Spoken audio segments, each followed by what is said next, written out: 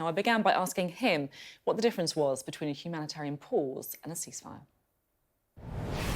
Well, I mean, for example, I've just authorised an RAF plane that left from Brighton Autumn to come to Egypt into Gaza. It's very important that we can deliver that aid and assist people.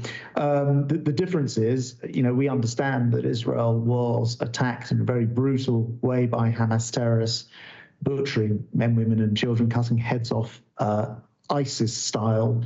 And I think it's, to then ask Israel not to respond, in other words, what you describe as a ceasefire, I think is untenable. They have a perfect right to go after those terrorists. But it's the international humanitarian situation that a pause could really assist with. So effectively, it's got a time limit on it, and is it localised in a specific area? Is that the difference? Well, specifically, what we need to do is make sure that we can get aid, and it's not just that single flight with 21 tons of aid for Gaza that we've sent in today, but £30 million of aid announced so far, so that's a lot more. And of course, it's very important that it can, for example, cross in through the Rafah crossing between Egypt and Gaza, and important that humanitarian work can go on to get that aid to people on the ground. So, yes, it's important to do that, but to call for a ceasefire is to essentially say to Israel, having gone through that absolutely horrific, horrendous terrorist attack just 2.5 weeks ago, don't go after Hamas. And I don't think anyone thinks that would be right, because they have the perfect right to go after Hamas under international law. Now, you were in Saudi Arabia. Ahead of your visit, you tweeted to say, "We're engaging with over 40 nations to deter a devastating escalation in the Middle East." And then you reiterated that you're working with partners who share our desire to de-escalate. You're also saying, of course, that Israel has the right to defend itself. You've said that again in the interview. So I'm just trying to get my head around what the government position actually is.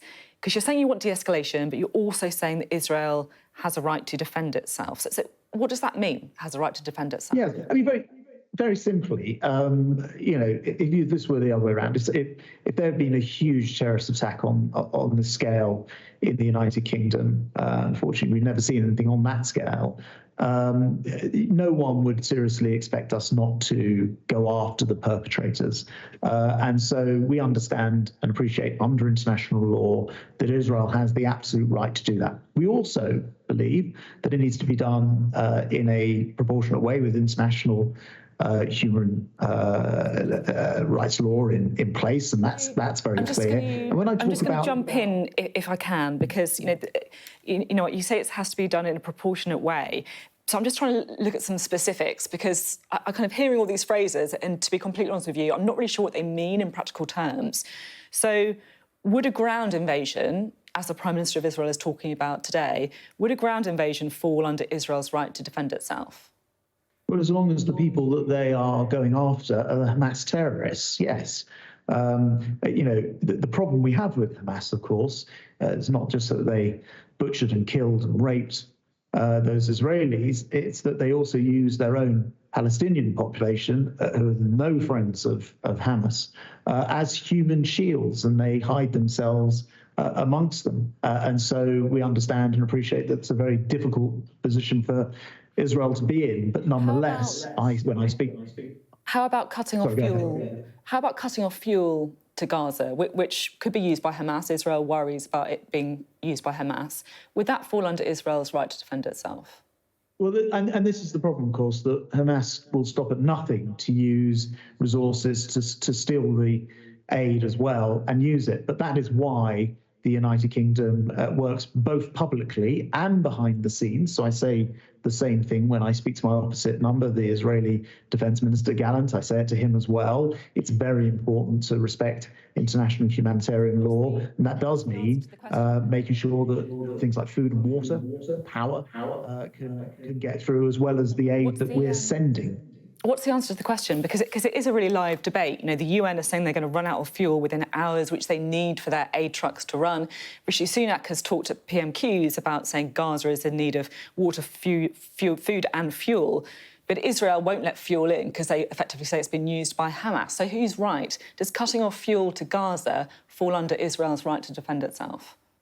Well, and which is exactly why we talk about being able to get our own aid in and to deliver it in a manner where we know that it goes to the people of Gaza, the Palestinians, not to Hamas, who are using them for cover. So, this is not, I'm afraid, a really clear-cut picture where, had Hamas not started this, had Hamas not gone and butchered people in that horrendous terrorist attack, we wouldn't be in this position. We are, and the answers are not completely clear-cut, because if you were to say Israel should do nothing, then you're essentially saying that those terrorists should just get away with it. And of course, no one in their right mind would think that was true either.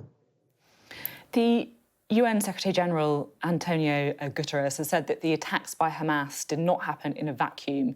The Palestinian people have been subjected to 56 years of suffocating occupation. Now, the Israelis are very angry at his comments. They've called for his resignation. Should he go now that he's lost their confidence?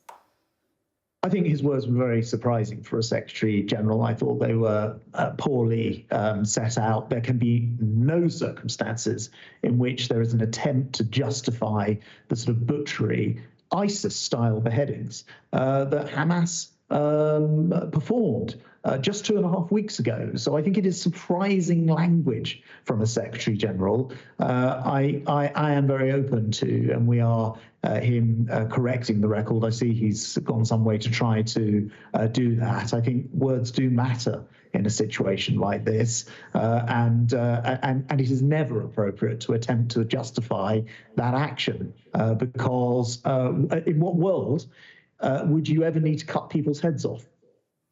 Are you comfortable with him staying in his job? Well, look, that's a matter for the UN. We're not calling for him to go. We are calling for him to clarify his comments, and he has some work to do, I think, in that regard. The President of Turkey has also made some pretty controversial comments today, saying Hamas is not a terrorist organisation, it's a liberation group. Now, of course, Turkey is a member of NATO. They want to join the EU. Do you think the comments today should have consequences when it comes to Turkey's relationship with Western countries?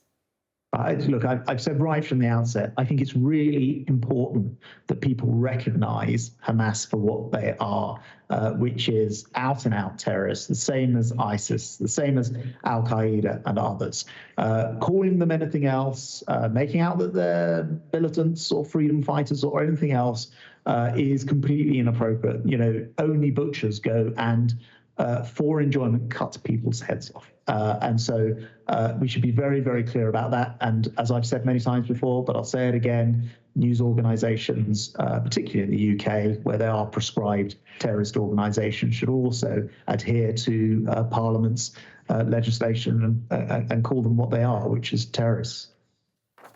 Can I ask you a little bit about Saudi Arabia, which is where you are now, reportedly on the verge of doing a peace deal with Israel, similar to the one with the UAE in 2020, somewhere you're also visiting. I just want to ask you about the timing of the attacks by Hamas. Do you think that they, perhaps with Iranian encouragement, wanted to try and derail that process?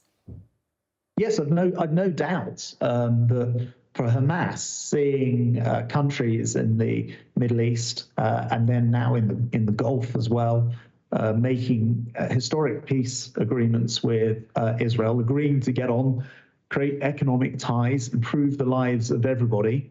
I'm sure for a terrorist organisation like Hamas and their sponsors, this is very bad news for them. They don't want to see stability in the Middle East or the world.